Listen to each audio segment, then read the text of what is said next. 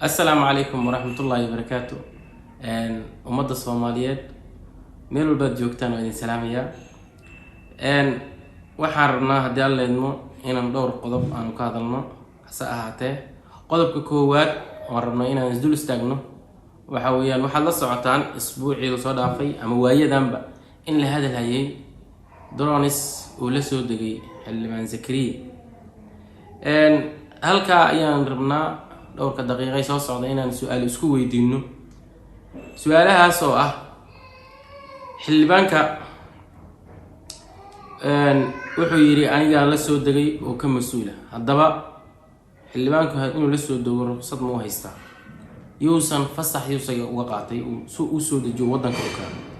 halkeen laga soo gado droniskan halkeen la soo mariyay ujeedkii laga lahaa muxuu yahay su'aalaha caynka iyo kulamida ayaanu dul istaagi doonaa hadii Alle marka koowaad su'aasha ah xillibaanku markii uu dawladda u waramay ama dadkii qaabilsanaa saraakiisha u waramay wuxuu sheegay dhowr arrimood ayuu ka hadlay oo ku tilmaamay in droniskaas yihiin salahan qiimahooda maruu ka hadlayay mar wuxuu yiri waxa laga soo siiyay 70000 mar wuxuu sheegay inuu laga soo sheegay $150,000 marba hadba meel buu u booday markii la weydiiyay ruqsad mu haysataan su'aashaas jawaab uu ka bixin waayay oo maaragtaa shirkiisii jaraayid oo dhowrka ah shirarkiisii jaraayid dhowrka ah midna kuma soo hadal qaadin inuu ruqsad u haysto haddaba aan tusaale keenno in maaragtaa ruqsad loo qaato wasaaradda beeraha waxay sheegtay inay u haysato tusaale ahaan inay haysato wasaaradda beeraha drones ay kula dagaalanto cayayaanka iyo ayaxa iyo waxyaalaha la midka markay soo iibsanayso wasaaradda beeraha ee dawladda federaalka ee Soomaaliya waa mid dhexe Muqdisho fadhisay waxay u martaa wasaaradda duulista hawada ayay sii martaa si ay uga soo hesho maaragtaa ay u hesho ruqsad ayadoo maaragtaa wasaarad ah ayay waxay ka raadsaa ruqsad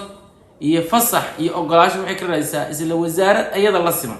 markaas kadib ayaa la keenaa dalka ay keensadaan markaas kadib ayaa meelihii loogu talagalay loo diraa si ayixii ay cayaankii loola diro haddaba shakhsi ama xildhibaan ha ahaado sidee suurtagal u tahay isagoon haysan warqad fasaxa wax permission asoo haysan inuu dalkii keeno say suurtagal u tahay taa waxaan u daynaynaa maaragtaa waqtiga inuu ka jawaabo su'aasha kale oo isweydiinayna waxay tahay halkee laga soo iibiyay droniska noocan waxa soo saara oo unique ah soo saarista productionka unique-gaas waxa leh dawladda dadweynaha ee China loo yaqaan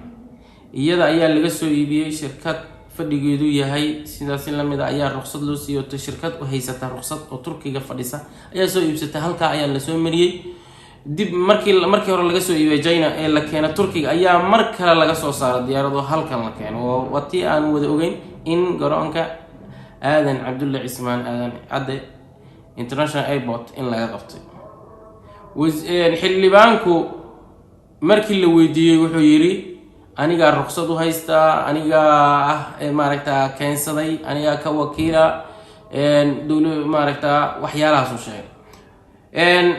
taasna waa jawaabta kale jawaabta saddexaad su'aasha saddexaad ayaa waxay noqonaysaa marka qof walba anaga naga mid ah maankiisa ay ku soo dhacayso ayaa waxay noqonaysaa noocan ma tahay noocu uu sheegay xillibaanka uu yiri noocaas hebel noocaas numberkaas leh ayaan keenay dalka si aan ayaxa iyo maaragtaa waraabka beeraha iyo buufintooda aan ugu adeegsado waxa la soo ogaaday saraakiishuna sheegeen nooca xillibaanka uu sheegayay inaysan ahayn nooca ay tahay noocan nooc lagu qaadi karo wixii la doono aysan ahayn nooca isagu u sheegay markii la soo iibinayay soo iibka markay galeysay oo la soo iibinayay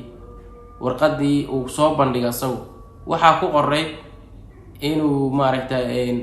dhowr shay uu soo iibsado, dhowr xabo oo soo iibsaday asagii dad kaleba lacag fara badanna laga siiyey. haddaba warqadda maaragta invoice uu soo bandhigay asaga qaansheegadka waxaa ku cad oo tilmaanteedu tahay tilmaamaysa oo sheegaysa oo ku xariiqan in waxa la soo iibiyay tahay hal shay ama hal item ay ku qoran tahay qiimihiisuna uu yahay $750,000 oo dollarka Mareykanka.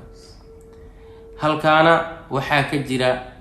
isdhaaf kale oo maaragta taasuna jawaab kale aan bixin. waxyaalaha su'aalaha kale oo dul hoganaya ayaa waxaa ka mid ah imaanaya maxaa isku soo beegay imaanshaha drone-iska noocaas ah markay garoonka soo gaareen iyo maalmihii ka horreeyay 2 maalmood ka hor iyo Puntland maaragta dowlad goboleedka Puntland oo diiday oo yiri war saxaafeed ka soo saaro yiri lama keeni karo mandiqadan anaga aan joogno wax drone-is. waxyaalahaas oo dhan oo shakiga abuuri kara ayaa halka maray. sidaas si la mid ah xildhibaanku waa xildhibaan qaran in badan oo maaragta haddii aan lagu rooyo wadankan wax badan ayuu usoo halgamay siduu sheeganaya isagu. qof walbana waa sheegta halganka.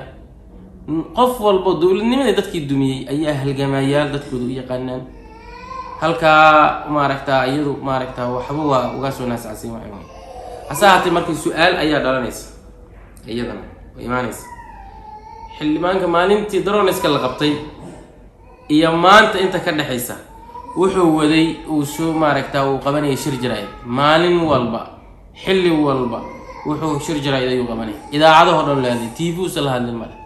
Facebook-giisa intaas oo muuqaal ayuu soo dhigo uga jawaabay arinta qalqal fara badan. marka maxaa keenaya marka waxaan uma baahna haddii wax saxan ay yihiin oo ku quman yahay oo sharcigu haysto ninkan uma baahna inuu sharar jiraay ama wareysiyo TV iyo raadiyaal uu bixiyo uma baahna. wuxuu u baahan yahay kaliya meeshii wixiisu yaaleen dowladnimo inuu ku wareyso. wuxuu sidoo kale sheegay in madaxweynaha la soo kulmay madaxweynuhu yiri waa ku siinaya haddana mar kale wuxuu sheegay madaxweyne inuu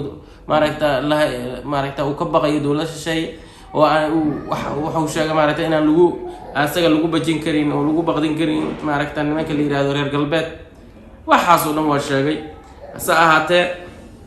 annagu wadankeena reer galbeed ma laha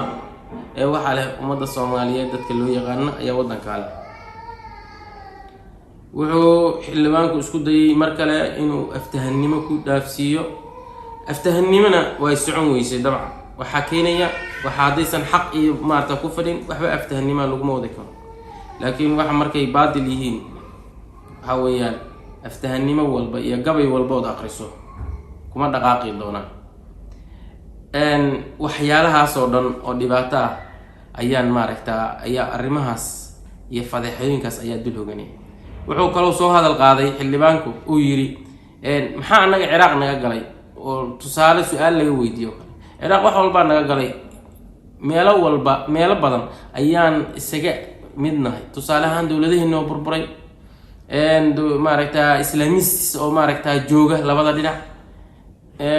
ra'iisul wasaarihii lagu weeraray drones oo ka fakaday dhowr xaba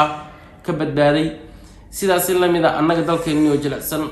uu drones maaragta noocu uu sheegaysa intaas oo waxyaalo badan oo naska ka leena Ciraaq ayaa jira maaragta dowladda Kuwait. marka waxaan rajaynayaa in xildhibaanku uu maaragta soo bandhigi doono xaqiiqda.